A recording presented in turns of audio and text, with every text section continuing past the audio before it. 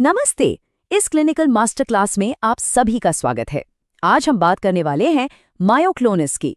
ये एक ऐसा लक्षण है जिसे अक्सर नज़रअंदाज कर दिया जाता है, लेकिन यही वो सुराग है जो मुश्किल से मुश्किल न्यूरोलॉजिकल मामलों को सुलझाने में हमारी मदद कर सकता है।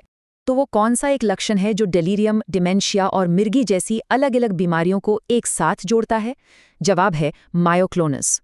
जब इन कंडीशंस में मायोक्लोनस दिखाई देता है तो ये हमारे डिफरेंशियल डायग्नोसिस को बहुत छोटा और फोकस्ड बना देता है। चलिए एक नज़र डालते हैं कि आज हम क्या क्या कवर करने वाले हैं। हम शुरुआत करेंगे मायोक्लोनस की परिभाषा से, फिर एक केस स्टडी देखेंगे। हम इसके अलग अलग कारणों को समझेंगे, इसे दूसरे मूवमेंट से कैसे अलग पहचानें ये जानेंगे, और आखिर में कुछ बहुत ज़रूरी सिद्धांतों पर बात करेंगे। तो आखिर ये मायोक्लोनस है क्या? चलिए इसकी खासियतों को अच्छे से समझते हैं। देखिए, जो चीज़ मायोक्लोनस को सबसे अलग बनाती है वो है इसका अचानक बिजली के झटके जैसा होना। ये एक ट्रेमर या कंपी जैसा नहीं है जो एक रिदम में होता है।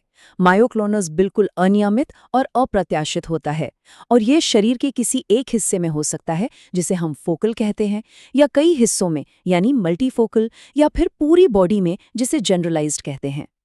ये समझना बहुत बहुत ज़रूरी है।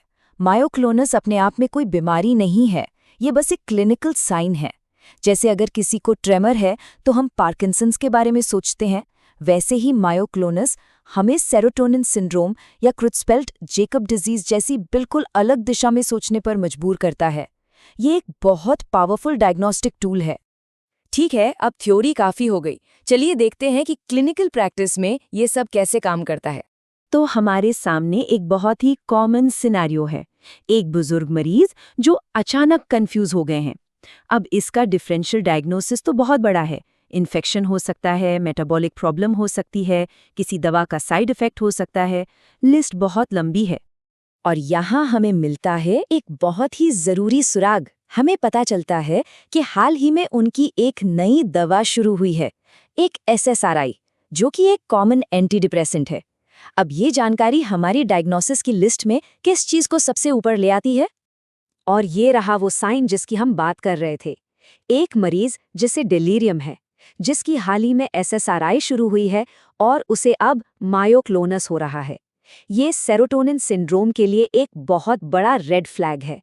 तो जब एक डॉक्टर को ये अहम जानकारी मिलती है तो वो आगे कैसे सोचता है? ये स्लाइड क्लिनिकल रीजनिंग को बहुत अच्छे से दिखाती है। हम एक ऑब्जर्वेशन से शुरू करते हैं और फिर स्टेप बाय स्टेप एक फोकस्ड लिस्ट तक पहुंचते हैं। मायोक्लोनस और डिलीरियम का कॉम्बिनेशन हमारी लिस्ट को एकदम छोटा कर देता है। दवा की हिस्ट्री को देखें तो सेरोटोनिन सिंड्रोम सबसे ऊपर है, लेकिन हमें यूरीमिक या हिपैटिक एन्सेफेलोपैथी जैसे मेटाबॉलिक कारणों को भी जरूर ध्यान में रखना चाहिए। ठीक है, हमारे केस में तो एक दिशा साफ दिख रही है, लेकिन ये जानना बहुत ज़रूरी है कि मायोक्लोनस और किन किन वजहों से हो सकता है। ये एक हाई यील्ड पॉइंट है, इसे याद रखिएगा। अगर किसी मरीज में डिमेंशिया बहुत तेज़ी से बढ़ रहा है और साथ में मायोक्लोनस भी हो रहा है, तो क्रुट्ज़फेल्ट-जेकब डिजीज यानी CJD हमेशा दिमाग में सबसे पहले आना चाहिए, खासकर तब जब ये झटके किसी बाहरी आवाज़ या छूने से बढ़ जाते हों।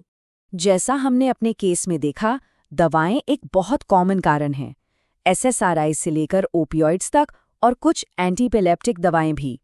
इसलिए हमेशा हमेशा मरीज की दवाओं की पूरी हिस्ट्री लेना बहुत ज़रूरी है। डेलेरियम और डिमेंशिया के अलावा भी मायोक्लोनस कुछ खास तरह के मूवमेंट डिसऑर्डर्स और मिर्गी सिंड्रोम का एक अहम हिस्सा हो सकता है, जिन्हें हमें ध्यान में रखना चाहिए। चलिए अब जल्दी से ये देख लेते हैं कि मायोक्लोनस को उन दूसरे मूवमेंट से कैसे अलग पहचानें जो दिखने में एक जैसे लग सकते हैं। एस्टेरिक्सिस को नेगेटिव मायोक्लोनस भी कहते हैं। इसमें मांसपेशियों में झटका नहीं लगता, बल्कि अचानक से मसल टोन खत्म हो जाती है, जिससे हाथ नीचे की तरफ गिरता है। एक फ्लैपिंग मूवमेंट होता है। ये मेटाबॉलिक एन्सेफेलोपैथी का एक क्लासिक साइन है। जैसा कि हमने पहले भी बात की, यहाँ सबसे बड़ा फर्क रिदम का है। ट्रेमर यानी कंपी एक लय में होती है, लगातार, जबकि मायोक्लोनस अनियमित और झटकेदार होता है। टिक्स की सबसे खास बात यह है कि मरीज उन्हें कुछ देर के लिए कोशिश करके रोक सकता है, और अक्सर टिक करने से पहले एक अंदरूनी बेचैनी या इच्छा होती है। ये दोनों ही बातें मायोक्लोनस में नहीं होती। चलिए वापस मिस्टर चेन के केस पर चलते हैं और जो सबसे ज़रूरी बातें हमने सीखी हैं उन्हें समराइज करते हैं। तो मिस्टर चेन का केस हमें मायोक्लोनस की डायग्नोस्टिक पावर दिखाता है। इसी एक साइन ने हमें एक लंबी चौड़ी डिफरेंशियल डायग्नोसिस से निकालकर एक सटीक और इलाज किए जा सकने वाले डायग्नोसिस तक पहुंचाया, जो था सेरोटोनिन सिंड्रोम। और इसका मैनेजमेंट सिंपल था, दवा को रोकना और सपोर्टिव केयर देना। याद रखिए, मायोक्लोनस नर्वस सिस्टम से आने वाला एक सिग्नल है। ये खुद में कोई बीमारी नहीं है। हमारा काम हमेशा उस सिग्नल के असली कारण को ढूंढना और उसका इलाज करना है। और ये एक बहुत ही ज़रूरी क्लिनिकल पॉइंट है।